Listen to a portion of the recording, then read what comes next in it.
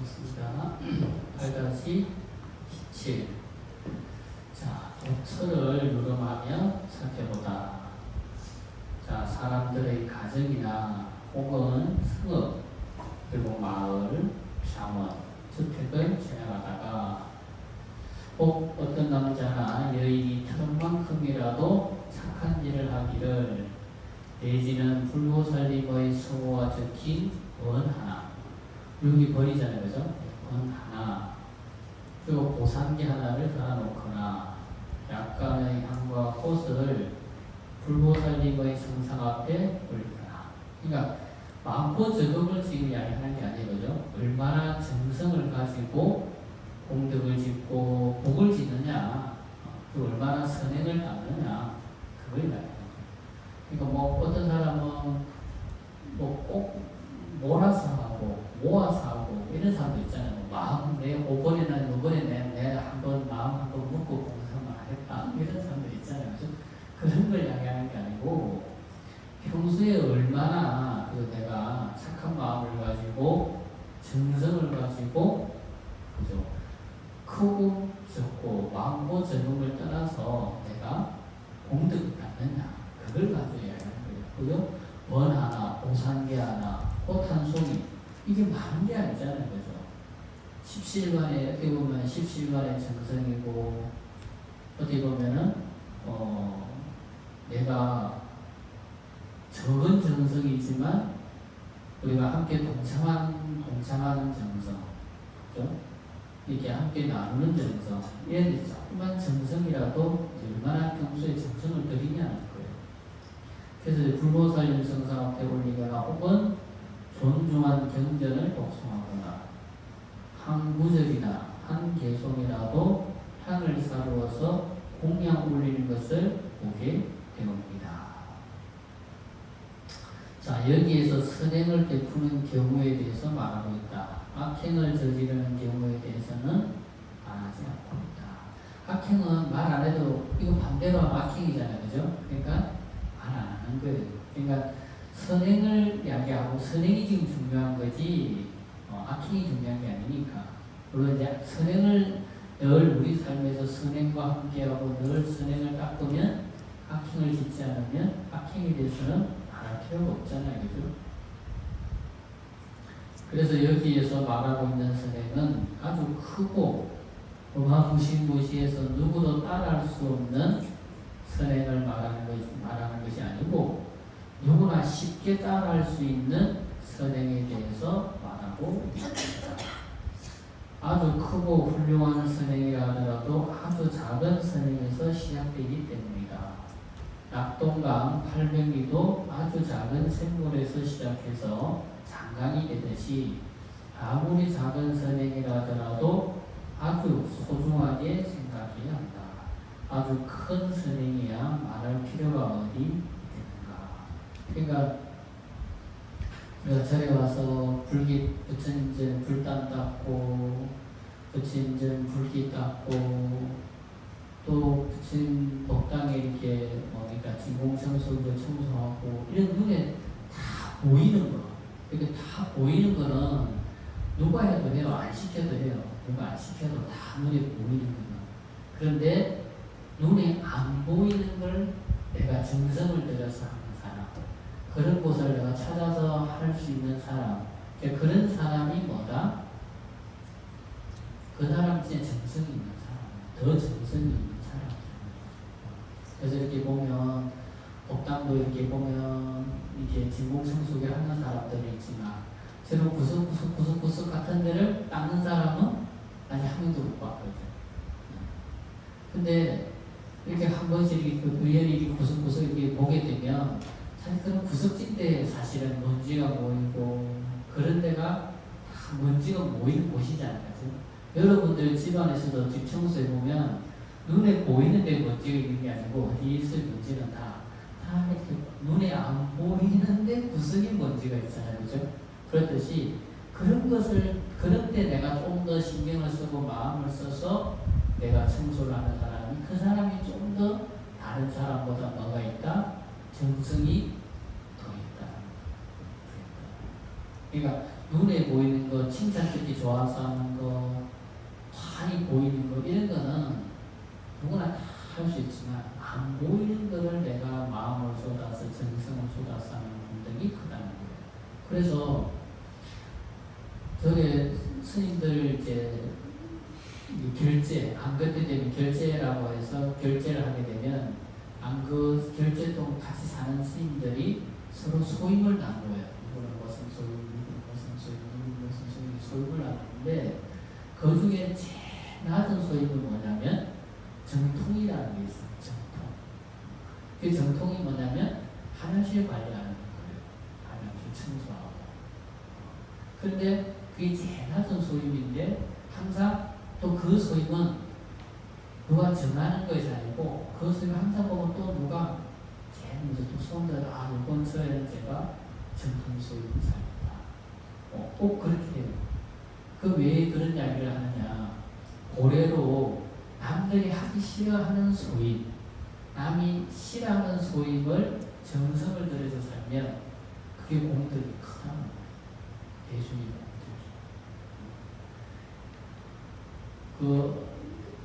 공덕이. 삼위율이라고 하는 책에 보면 그런 이야기가 있어요. 바로 공양을 해요. 바로 공양을 하는데 옛날에는 촛불 100개 켜놓고 사는 세상이니까 어둡잖아, 그죠?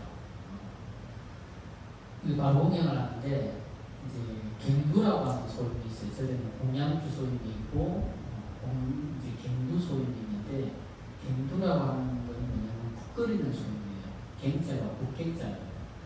국 끓이는 소임을 하는데 이 갱두 스님이 국을 끓여서 국을 떠서 금방에 바공양하실 때는 이렇게 올려줘요. 그러면 그거를 금방에 공양하는 스님들이 바공양하기 위해서 들고 와서 행익이라고 해요. 우리는 이제 뭐라고 하냐면 이 반찬하고 밥을 들어주는 걸 뭐라고 합니까? 우리는 배식이라고 하잖아요. 근데 우리는 이제 절에서는 그걸 행익이라고 해요. 행익이라고 하는데 그걸 행익을 하거든요. 그러면 제일 먼저 천순물을 먼저 돌리고 그 다음에 밥 푼스니 밥을 돌리고 세 번째는 이제 국을 푼스니 국을 이렇게 돌려요. 이 국을 다 돌렸는데 맨 마지막에 밥을 받은 삼위스님 바로에 국을 뜨는데 국에 찌가 국솥에 들어가서 죽어서 뼈가 이제 머리뼈가 나오는데 그 머리뼈가 어디 그 삼위스님 국그릇에 들어간 거예요. 그래서 이제 바공양을 하는데 그 삼위스님이 어렴풋이 이렇게 국을 먹다 보니까 국이 뭔가 들었잖아. 그 이물질에서 이렇게 툭 떠서 보니까 죽은 찌 뼈 머리가 있었던 거예요. 그런데 그거를 만약에 그 삼위스님이 그걸 보다 이게 이러면서 그죠? 죽은 찌가 뭐 이렇게 들었습니다. 이러면은 그 수많은 스님들이 밥을 먹겠어요? 밥을 못 먹을 거 아니에요, 그죠?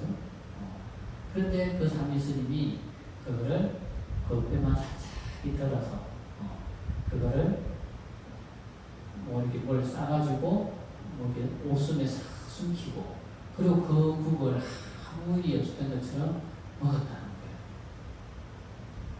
그래서 이제 그래서 큰 절에는 보면 불단을 중심으로 해서 이제 오른쪽은 청산이라고 해가지고 사중에서 소임을 보는 스님들이 살고 그리고 그 다음 왼쪽으로는 배군이라고 해가지고 선방에서 마음 공부하고 수행하는 스님들이 자리를 앉거든요.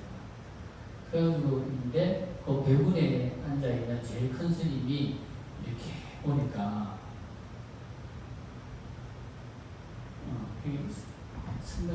그러니까 이제 우리는 불단 앞에 이렇게 스님들이 앉잖아요. 그렇죠? 근데 이제 큰 방에서는 불단이 이렇게 있고 불단 마주보는 편에 불단을 중심으로 마주보는 편에서 아까 말씀드린 것처럼 오른쪽은 이제 청산이 앉고 왼쪽은 배군이 앉고 그리고 이렇게 앉다 보면은 제일 밑에 삼위 스님들이 어디에 앉냐면 불단 밑에 앉아요. 불단 밑에.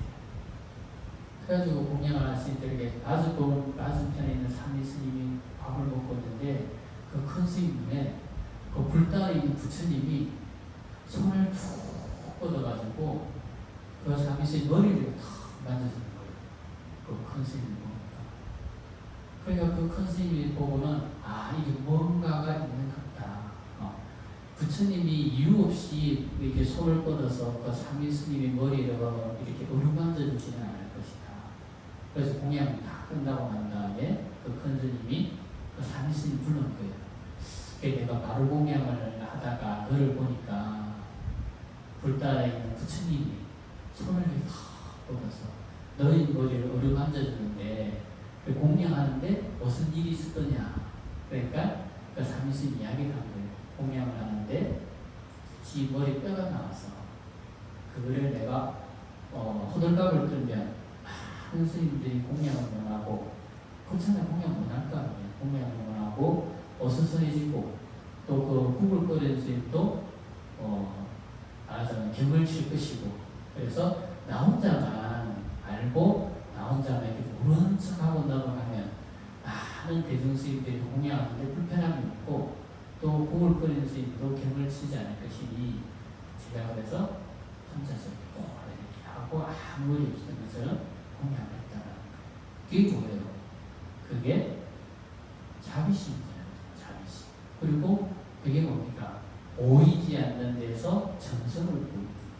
그래서 많은 사람들의 많은 대중스님들의 마음을 불편하지 않고 편하게 해준 그 공덕이 부처님이 보기에도 너무 크고 거룩하니까 부처님이 이렇게 손을 뻗어서 이 말을 어루만져줬다고 하는 그런 이야기가 그렇듯이 우리가 대중의 소임이라고 하는 것이 그런 거예요. 대중을 위한 소임이라고 하는 것은 대중을 위한 봉사라고 하는 것은 한없이 자기 자신을 낮추고 자기 자신이 하나는 일이 있고 불쾌한 일이 있고 기분 나쁜 일이 있어도 그것을 마음속으로 인용을 하고 하심을 할 때 그게 큰 복이 있는 거예요. 아까 말한 것은 그 자비심처럼 부처님이 이 말을 어루만져 줄 정도의 공덕이 된다는 거죠. 아까 말한 것처럼 거기서 호들갑을 떨고 그게 뭡니까 뭐가 들었네 어쨌네 이러면 그 수십 명의 스님들이 공양을 원하게 되고 공양 시간은 또 수행인데 수행이 흐트러지고 불을 끓는 스님은 경을 칠 것이고 그러면 그게 얼마나 많은 사람을 피해를 끼치는 거예요. 그런데 자기 한 사람이 그것을 인용하고 간구리하니까 많은 사람한테 편안함을 주고 많은 사람들 수행에 장애가 없게 하니까 그게 공덕이 큰 거라는 거죠. 그래서 우리가 봉사도 그 삼위 스님처럼 그런 봉사라는 걸 하고 또 우리가 대중을 이해하는 일을 하다 보면 그런 일이 생길 수 있잖아요. 내 마음 같지 않을 때가 있고 내 마음이 거슬리는 일이 있고 내 귀에 거슬리는 일이 있고 내 눈에 거슬리는 일이 있더라도 그것을 아심하고 이렇게 수용하고 받아들이고 인정하는 데서 그게 이제 복이 되는 거예요. 그래서 저도 사실은 이제 예전에 통로사에서 갱두소임을 살아봤는데 저도 한 번은 이제 그 소시 엄청 크거든요. 그래서 9국을 이제 끓이는데 국을 다 끓이고 금방에 국 퍼주고 그 다음에 또 공양 이제 밑에 공양간에 이제 일반 대중들 밥 먹는 공양간에도 국을 퍼주고 그걸 다 퍼주고 난 다음에 마지막 행장님이랑 이제 국나 찌꺼기 남은 거 청소하려고 쓱 이렇게 퍼냈는데 지네가 3마리가 먹는 거예요. 지네가. 그 뜨거운 솥에서 그 지네가 어떻게 3마리가 안 풀어지고 그대로 있는 거예요. 그 3마리가. 그래서 아무 생각해보니까 그 뜨거운 솥에 지네가 이게 솥을 타고 들어가진 않을 거고 분명히 그 9개 있던 게 들어간 거잖아요. 그러니까 아마 최공보살님들이 그 전날 그 다음에 아침부터 국 끓일 거를 미리 다듬어서 이렇게 해놨는데 그게 지네가 들어갔던가. 그러니까 저도 만약에 그게 들어갔으면 아주 큰 병을 쳤을 텐데 다행히 그 큰 방이 안 들어갔더라고. 큰 방이 조용하더라고. 조명하는 내내 금방 하면서 무슨 소리가 나나 어쩌나 이렇게 올라갔다가 내려갔다가 행자님 보고 가서 금방 무슨 소리가 나오는지 지켜 있다가 보고 있다가 이러고 했는데 조금이 지나가더라고요. 그래서 그 세 마리 꿈이었구나 그런 적이 있었는데, 그러니까 요즘 세상 밝은 세상도 그런데 깨끗한 세상에서도 그런데 옛날 진짜 뭐 조선시대 이런데 그런 때는 그런 일이 없을 수가 없잖아요. 그렇죠? 그런 일이 생겨도 아까 말한 것처럼 그런 일이 생겨도 이렇게 내가 어떻게 갈무리하고 내가 그거를 함께 마음속에서 인정하고 하는 데서 그게 큰 복이 된다는 거죠. 자, 그래서 이제 법구경에 보면 작은 선행이라고 해서 복이 없을 것이라고 무시하지 말라. 물방울 하나가 비록 작아도 자꾸 모이면 큰 그릇을 채우나니 이 세상에 가득한 복도 작은 선행이 쌓여서 이루어진다라고 하듯 작은 것이 끝까지 작은 것이 아니고 큰 것이 결코 끝까지 큰 것이 아니다. 아무리 작아도 쌓고 쌓으면 태산보다 클 수 있고 아무리 큰 태산이라 하더라도 계속 선행을 쌓지 않으면 작은 산이 되는 것이다. 중국 속담에 태산은 아무리 작은 흙이라고 하더라도 사용하지 않아서 그 태산을 이루었고, 이 말은 뭐냐면 태산이 중국에서 제일 큰 산은 아니지만 이제 그 당시의 제남이라고 하는 그 지역에서는 태산이 제일 높은 산이에요. 태산이. 산동성에서는 태산이 제일 높은 산이에요. 그 태산에서 몇백 킬로 그 주위 안에는 태산만큼 높은 산이 없는 거예요. 그 평지 우뚝하게 솟은 산 하나가 태산인데 거기서 그게 제일 높아요. 그래서 중국에서 높은 산을 지칭하면 뭡니까? 태산을 이야기하잖아요. 그죠? 우리나라도 그래서 뭐 높은 산을 이야기하면 태산을 이야기하지 않습니까? 그죠? 근데 그렇게 높은 산이라 하더라도 그 큰 태산이라 하더라도 뭐라고요? 작은 흙이라고 해서 사용하지 않는다. 작은 흙이라고 사용 안 한다는 거예요. 만약에 태산이 그 작은 흙이라고 사용을 하면 태산은 태산이 못 되는 거예요. 그리고 넓은 바다는 실개천을 물도 가리지 않고 받아들이기 때문에 그 대가 된 것이다. 큰 바다가 아무리 넓다 하더라도 실개천이라고 해서 무시하고 안 받아들이지 않는 거죠.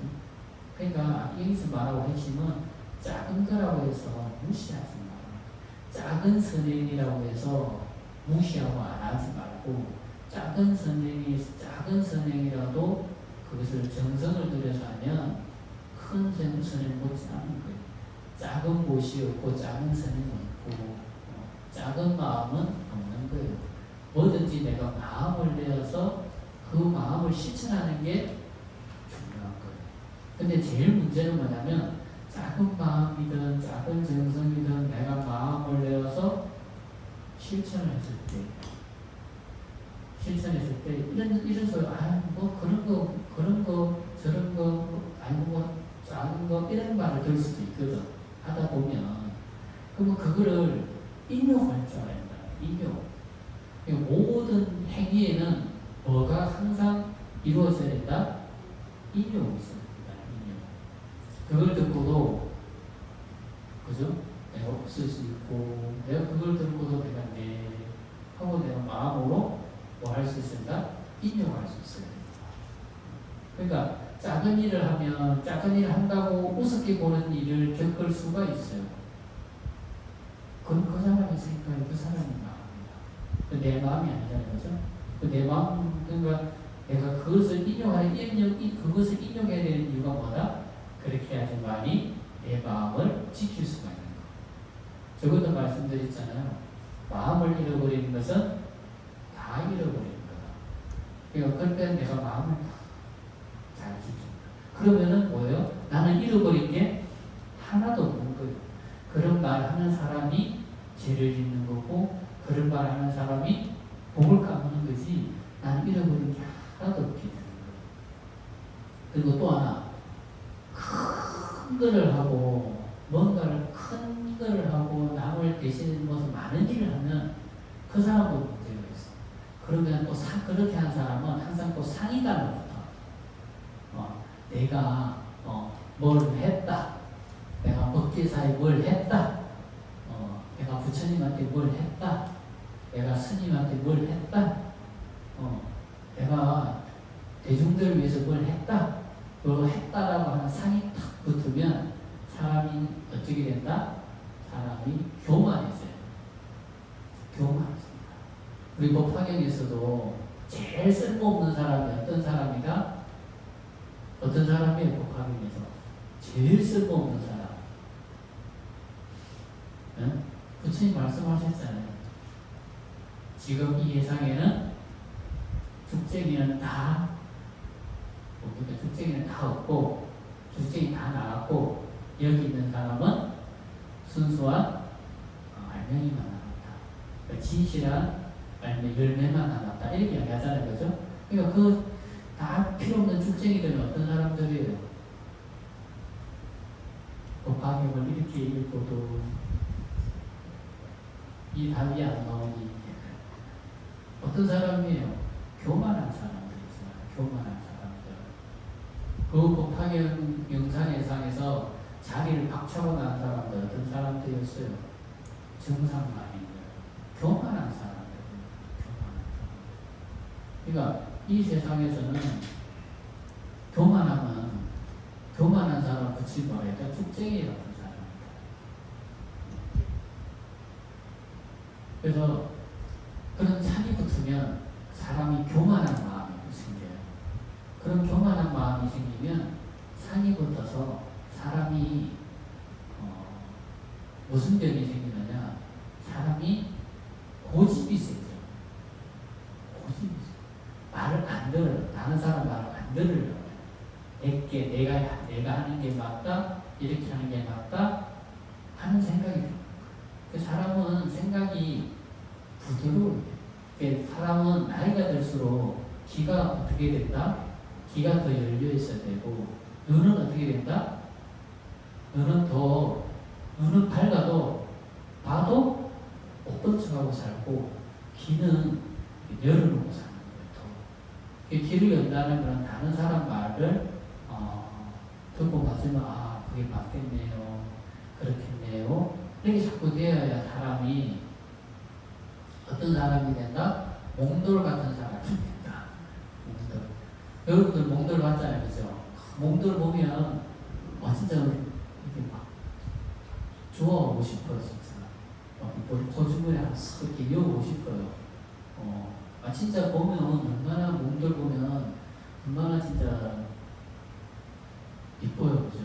그 몽돌이 뒤까지 얼마나 많은, 그죠? 물에 그 휩쓸림이 있었어요, 그죠? 자기 자신을 얼마나 갈고 닦았어요. 얼마나 갈고 닦아야 이렇게 몽돌이 되겠어요. 그 몽돌들은 자기 자신을 그 파도 속에 자기 자신을 갈고 닦고 갈고 닦고 갈고 닦고 그거를 수만 번, 그죠? 수억 번을 해서 그렇게 몽돌 같은 게 되는 거예요. 그러니까 그 몽돌 같은 그 몽돌은 사람들이 얼마나 좋은 자꾸 훔쳐가면 그 가면 다 써놨어요. 자, 가져가지 말아봤죠. 거제도 같은 데는 해변가에 CCTV 카메라 달아놨어요. 거제도 같은 데는. 하도 가져가니까. 진짜 가면 가져오고 싶다니까요. 그러니까 우리 사람이 나이가 들면 어떤 사람이 되어 자꾸 나이가 들면 사람들이 싫어하잖아. 젊은 사람들이 싫어하고, 나이 들면 나이 든 사람이 나이 든 사람 또 싫어해요, 또. 나이 든 사람이 나이 든 사람 또 싫어한다니까. 그거 왜 그래요? 나도 고집인데 나이 들면 저 사람도 고집 싫어하는 게 보이거든. 그러니까 나이 든 사람이 나이 든 사람 싫어하더라니까, 보니까. 그러니까 나이 들어도 젊은 사람이, 내보다도 한 살이라도 젊은 사람이 좋아라고, 한 살이라도 젊은 사람이라고 어울릴 수가 있으려면 사람 기가 열릴 수가, 사람 마음이 몽돌같이 두글두글 해야 같은 또래 사람들하고 어울려도 대접받고, 내보다 한 살이라도 젊은 사람하고 어울려도 대접받고, 나이 나이 들면 기본도 나이값 대접해주잖아요. 그죠? 나이 대접해주잖아. 그거는 해주는 거 아니거든요.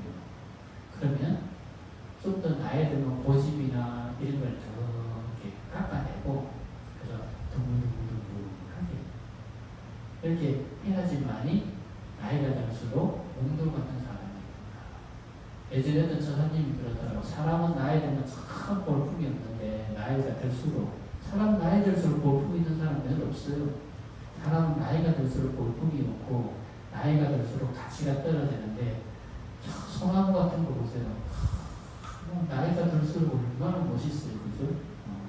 그리고 좋은 가구들 해를 더할수록 얼마나 더 멋있어요. 그렇듯이 사람이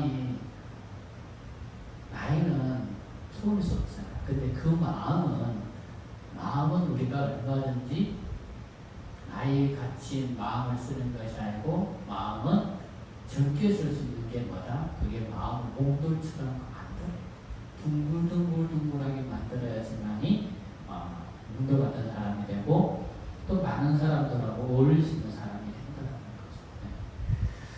자, 그래서 교만해서는 안 되고, 늘 인욕하고, 늘 하심하고, 늘 길을 열어놓고, 그죠? 눈은 알아도 못 본 척 하면서 이렇게 하는 그런 사람이 되어야 됩니다. 자, 그래서 이처럼 작은 선행이라 하더라도 무시하지 않고 실천해서 닦으면 태산보다, 그리고 큰 바다보다 깊고 넓은 복이 쌓인 것이다. 자, 그래서 8-18 외부의 악으로부터 보호해 줄 것이다. 이렇게 하면, 불법을 이렇게 하면 이 수많은 우리 눈에 보이지 않는 존재들이 그 사람을 보호해주고 지켜준다는 것. 그러면 저희 귀향들이 이 사람을 공경하고 예배하기를 과거, 현재, 미래 모든 부처님과 같이 할 것이옵니다. 또한 작은 귀향 중에서도 큰 힘이 있는 귀향이나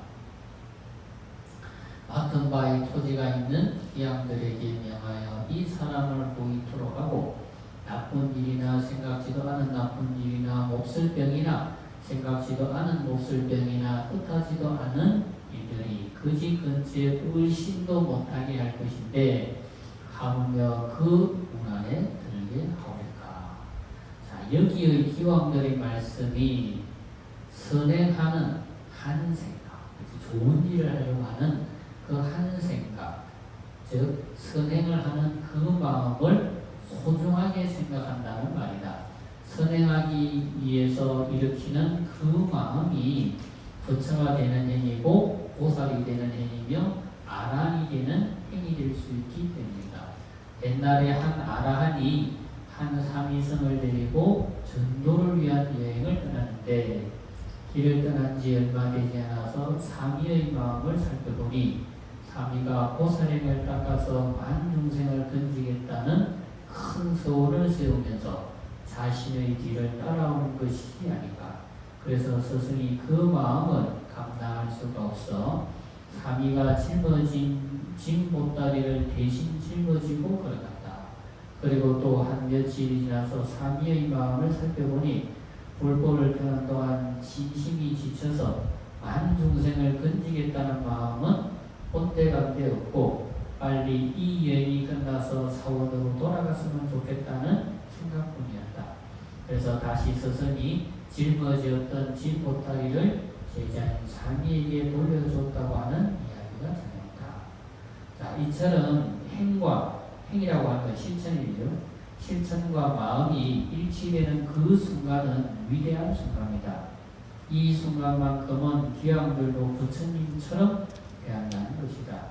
이 마음이 끊어지지 않고 계속되고 이어지면 어떠한 행위이든지 나쁜 것은 이 집안에 얼씬도 못하고 더 나아가서 완복이 그 집에 들게 하겠다고 기왕들이 말하고 있다. 8-19번 자, 여래께서 찬탄하시며 말씀하시다. 부처님께서 악독기왕을 찬탄하셨다. 훌륭하고 훌륭하도다. 그대들이 염라 천자와 함께 이와 같이 선남자 선여인을 보고한다고 하니 나도 역시 대범천왕과 제석천왕에게 명하여 그대들을 호위토록 하리라. 부처님께서 기왕에게 말씀하시는 말씀을 생각해보면 참으로 이상하다고 생각할 만하다. 왜 범천왕과 제석천왕을 시켜서 기왕들을 보호토록 해주겠다는 말씀인지 좀 이상하다. 이것을 곰곰이 생각해보니 부처님께서 기왕과 기왕의 권속들을 찬탄하시며 그들을 보호해 주겠다는 말씀은 아마도 지금처럼 선행을 쌓는 중생들을 보호하고 지켜주라는 뜻과 또 하나는 지금과 같은 마음에서 물러나서 다시 악행을 짓는 기왕으로 돌아가지 못하도록 선신들을 통해서 지켜주시겠다는 뜻인 것 같다. 그리고 중국에는 기왕들도 선신들도 모두가 함께 선행을 쌓아서 함께 승부의 길로 나아갈 수 있도록 하시는 것이다. 그러니까 기왕들은 선행을 닦고 실천하는 사람들을 보호하고 지켜주고, 그러면 그 선행을 닦는 사람들을 보호하고 지켜주니까 기왕들을 또 하늘의 선신들이 또 보호하고 또 지켜주고, 또 그러면 하늘 선신들이 보호하고 지켜주니까 또 부처님이 또 보호하고 지켜주고 그런다는 것입니다. 그래서 우리는 복을 닦고 공덕을 닦고 실천하는 일에 두려워하지 말라. 늘 공덕을 닦고 복덕을 닦고 실천을 하면 눈에 보이지 않는 그런 법덕이 늘 우리들에게 항상 가피로서 나타난다. 자, 8-20번. 쟤는 이제 주명기왕이 먼저 자신에서 부처님께 사례를 말하다. 이 주명기왕은 악독기왕은 이름 그대로 악독이죠. 악독한 기왕이고, 주명기왕은 주관할 주자의 목숨명자, 인간의 목숨을 주관하는 기왕이라는 거예요. 자, 이 말씀을 하실 때 법회 가운데 한 기왕이 있었으니 이름이 주명이라. 부처님께 사례였다. 세존이시여 저는 본래 의견으로 연구제 중생들의 수명을 추지하고 있어서 태어날 때나 죽을 때를 제가 모두 주관하고 있습니다. 그러니까 인간의 수명을 누가 주관한다? 수명기왕이 주관한대요. 그래서 저희 본원은 저들을 매우 이롭게 하려는 것이오나 중생들은 저희 본뜻을 알지 못하고 자신들을 죽음에 이르게 한다고 여겨서 모두 불안해하옵니다. 자, 악독기왕의 질문이 끝나자 주명기왕이 나서서 먼저 부처님 전에 자진해서 말하기를 저는 본래 의변으로라는 말을 하고 있는데, 본래의 의변이란 중생들의 수명을 관장하는 임무를 띠고 있다는 말이다. 여기에서 우리가 눈여겨볼 것은 바로 인간의 태어남과 죽음이 직접적으로 자신의 의변과 관계가 있겠지만 간접적으로는 천지의 기신과 연관성이 있다는 것을 알 수 있다. 그러니까 내가 태어나고 죽는 것에는 분명히 내가 나의 의변이라고 하는 것으로 인해서 내가 이 사바세에 태어나고 때가 되면 죽고 하는 거지만, 그 간접적인 영향으로는 뭐가 있다? 천지의 기신과 연관성이 있다는. 왜 그런 이야기 가면 옛날에 어릴 때 뭐 들어보면 그런 이야기 있는데, 뭐 전설 따라 상처리 같은 이야기라고 할 수도 있겠지만, 그 미수 허목이라고 하는 사람이 상당히 이렇게 좀 도력이 뛰어난 성비였나 보다. 그래서 자기 조카를 이렇게 보니까 조카가 오래 못 살겠어. 단명을 할 팔자예요. 그래서 그 조카에게 시켜요. 네가 어느 산을 가, 어느 산의 몇 시에 그 어선들에게 많은 음식을 준비해가, 술하고 음식을 준비해서 산에 올라가면 그 산에 너럭바위가 하나, 멋있는 너럭바위가 있는데 그게 술하고 음식을 잘 차려놓고는, 그리고 너는 그 뒤에 바위 뒤에 숨어서 날이 셀 때까지 나오지 말고 그 있으라는 거예요. 그리고 날이 새고 척당이 꽃피워 하고 울면 이제 돌아오라는 거예요. 그래서 이제 또 삼촌이 아주 유명한 삼촌이 그 시키니까 그 집안의 하인들을 통해서 음식을 장만하고 술을 장만해서 올라가서 누룩바위에 이렇게 준비를 딱 놓고 그 뒤 바위 뒤에 숨어서 있으니까 한 밤 12시 쭉 넘어가니까 맨 사람 소리가 나면서 한 세 사람이 걸어가면서 하는 소리가 아유 목도 마르고 다리도 아픈데 어디 잠깐 쉬었다 가면 좋겠다 그러는 거예요. 근데 마침 툭 온데 보니까 너럭바위가 시기 좋은 너럭바위가 있고 그게 술이 있고 안주가 탁 장만돼 있고 그 사람들이 세 명이서 앉아가지고 일단 뭐 먹고 보세요 이러면서 세 명이서 잘 먹고 난 다음에 하는 말이 그래 오늘 우리가 누구를 잡으러 가나야 되니까 이제 그 사람 오늘 누구 집에 도령을 잡으러 가는 날이다. 근데 한번 먹고 생각하니까 여기 조금 뭔가 조금 마음이 들리는 게 지금 먹었던 게 그래서 가만히 생각해 보니까 이게 뭔가 이게 공짜는 아니라는 거지. 그래가지고 아무래도 이게 우리가 공짜를 먹은 것은 아닌 것 같다.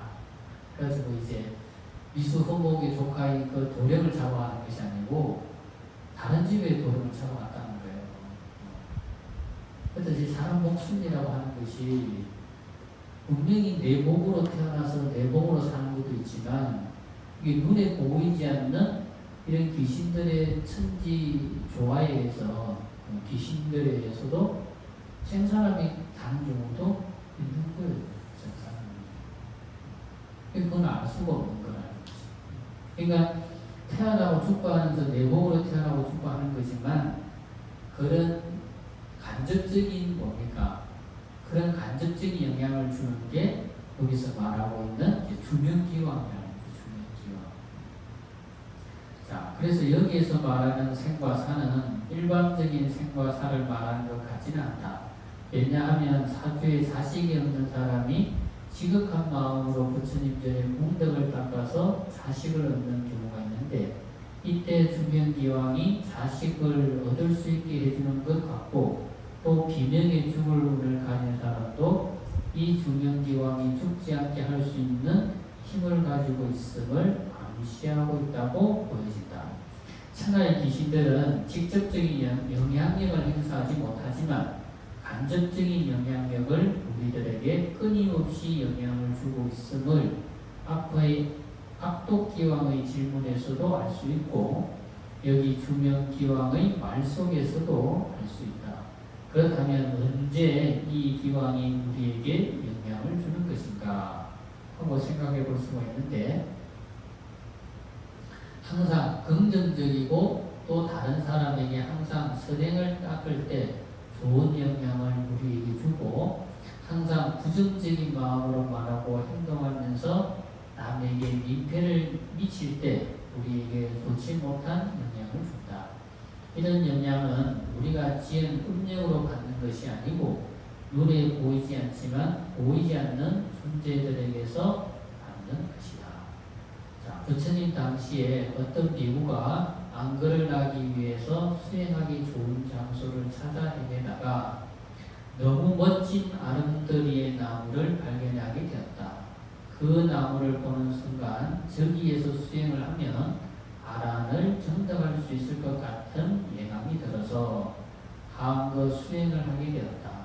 그런데 이상하게 수행이 잘 되지 않고 또 이상하게 화를 내게 되고 아무튼 그래서 한거 한철 동안 수행을 제대로 하지 못하였다.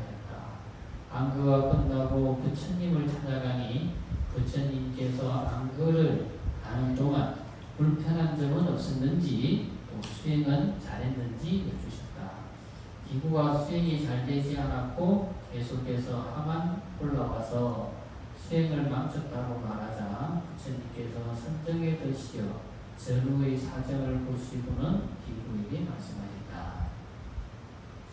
내가 수행하는 나무의 수신의 허락도 받지 않고 수행을 하다 보니 나무에 의지하고 살던 목신이 너희 수행을 방해를 하였기에 수행이 잘 되지 않았고 또 수행이 잘 안 되다 보니 내가 짜증을 내고 화를 내어서 그 화내는 기운이 목신에게 영향을 주었고 또 화내는 영향을 받은 목신도 화를 내었다.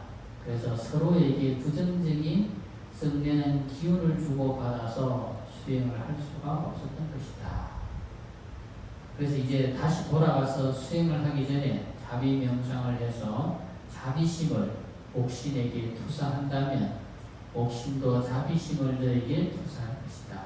이렇게 서로에게 자비심을 주고받으면 수행이 온전할 수 있어서 바로 수행을 완성할 수 있을 것이다 라고 말씀하셨고 비구는 부처님의 말씀대로 수행해서 아란과를 정답하였다고 한다. 이처럼 우리에게 보이지 않는 존재들에게 내가 어떤 말과 행동을 투사하는지에 따라서 거울 속에 나의 얼굴이 나타나듯 그대로 돌려받게 되는 것이다. 그래서 우리 눈에 보이지 않는 존재에 대한 영향이 그런 간접적인 영향들이 반드시 존재하고 반드시 있다는 거죠. 그런 것들이 늘 말씀을 드리지만 내가 어떤 마음을 가지고 어떤 생각을 가지고 내가 어떤 행동을 하고 사느냐에 따라서 마치 거울 속에 비친 나의 모습처럼 나의 행동을 늘 아프다 어디가 아프고 저기가 아프고 이가 아프고 저기 아프고 또 아프다 그런 사람은 늘 아프다라고 하는 그런 뭡니까? 그런 마음의 씨앗을 내 마음에 자꾸 심으면 그게 이제 내 마음의 거울처럼 그냥 자꾸 돌아옵니다. 기쁘다 기쁘다 기쁘다 하면은 기쁘다라고 하는 마음의 씨앗이 내 마음에 심어져서 또 거울 속에 비친 나처럼 나한테 기쁜 일이 오는 거예요. 즐겁다 즐겁다 하면 즐거운 일이 오는 거예요. 행복하다 하면 행복한 것이 나에게 돌아오는 거예요. 그래서 될 수 있으면 긍정적이고 즐거운 언어를 사용하는 것이 좋다. 그래서 우리가 이제 부처님이 인과를 믿고 또 부처님의 가르침을 믿는다면 부처님 가르침대로 내가 살아가야 된다. 살아가야지만이 부처님 말씀처럼 된다는 것을 내가 깨우칠 수가 있다. 자, 그럼 자꾸 8-21번까지 할게요. 8-21 태어날 때부터 본 뜻을 알지 못하지만 앞으로 살아가면서 마땅히 선근을 지어야 함을 말하고 있다. 왜냐하면 이 연부제 사람들 가운데 처음 태어날 때부터 남녀를 불문하고 혹 출산할 점에 좋은 일을 한다면 집안을 이롭게 하는 것이며 토지신으로 하여금 한량없이 기쁘게 한다면 자연이 애기와 어머니를 보호하여 아주 편안토록 하고 권속들도 이롭게 할 것이옵니다. 우리가 집에 의지해서 존재할 수 있듯 집은 대지를 의지해야 존재할 수 있다. 우리가 거주하면서 사는 집집마다 토지신이 있는데 이 토지신이 우리에게 어떻게 하면서 생활하느냐에 따라서 우리에게 영향을 미친다는 것이다. 앞서 아름드리 나무에서 수행하던 비구 이야기에서 알 수 있듯 우리가 따뜻한 마음과 좋은 말과 행동을 하면 똑같이 따뜻한 기운을 우리에게 투사하여 주고 부정적인 기운을 가지고 살면 토지신이 우리에게 부정적인 기운을 투사하게 되는 이치를 말하고 있다. 우리에게 기도를 열심히 해서 마음이 깨끗해지고 마음이 순수하면 우리가 꿈이라고 하는 것을 꾸게 되고 또 꿈의 세계가 내 현실 세계와 이렇게 맞닿는 꿈을 꾸게 돼요.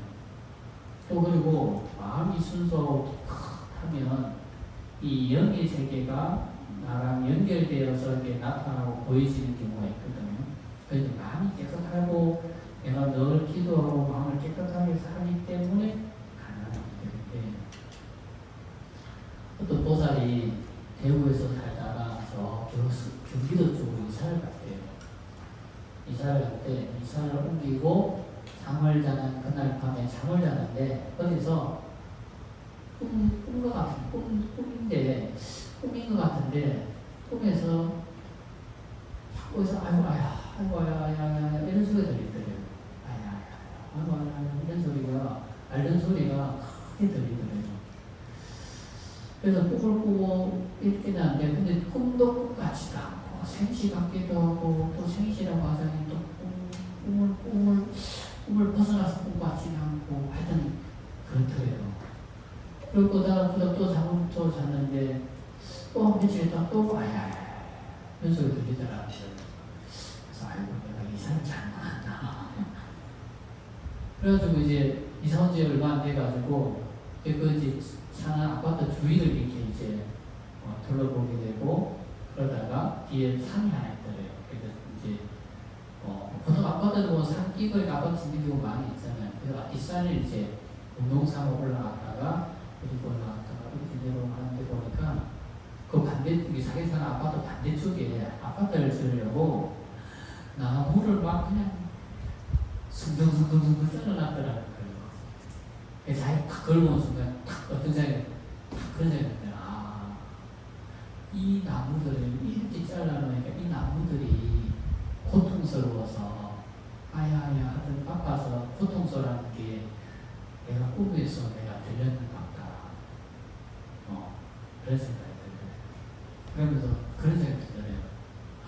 이렇게 나무를 이렇게 아름다운 나무들을 저렇게 그냥 막 깍두기 자르듯이 그냥 막 수툭수툭 잘라놨는데 저렇게 잘라가지고 도대체 아파트를 얼마나 잘 지으려고 저렇게 잘랐을까. 그리고 아파트를 이렇게 잘라 아파트는 지는 지을까 그 생각이 들더래요. 근데 지금 아파트 거듭에 못 지고 있대요. 나무만 잘라놓고. 그러니까 우리 눈에 보이진 않지만 그런 목신이라고 하는 존재, 그게 분명히 존재하는 거예요. 그러니까 그 사람은 영이 기도를 부처님 경전을 열심히 읽고 부처님 말씀처럼 보시하고 지게하고 인용하고 늘 기도하고 사니까 그게 아까 말한 것처럼 우리가 살고 있는 이 3차원의 세계와 우리의 보이지 않는 4차원의 세계가 그냥 맞닿아 있는 거예요. 그러니까 그런 게 자기 귀에 들리는 거예요. 그래서 우리 눈에 보이지 않는 존재, 보이지 않는 세계가 눈에 안 보인다고 해서 없다고 할 수가 없다고 할 수가 없는 거예요. 이제 그런 현상들이 나타나면은 그 사람이 기도를 열심히 하고 마음이 깨끗하고 성정하게 내가 사니까 그런 게 다른 사람 귀는 안 들리는데 자기 귀는 들리는 거예요. 우리 법화경이 뭐잖아요. 그죠? 이건에 몇 가지 공덕? 1200가지 공덕. 그 1200가지 공덕이 설명할 때 그런 게 아니고 오잖아요. 그러니까 이근이 청정해진 거예요. 그러니까 이근이 청정하니까 우리가 못 듣는 세계의 소리까지 그게 들리는 거예요. 그래서 수행이 깊어지면 그런 일들도 느낄 수가 있고 알 수가 있다. 그러니까 설명하지 않아도 그 사람은 누구보다 더 잘 아는 거지. 오늘 강의 여기까지 하고 아무튼 또 100주 동안 열심히 기도하시고 또 준비해서 또 좋은 기도의 가피가 있기를 바라겠습니다. 네, 오늘 강의를 마치도록 하겠습니다. 수고하십시오.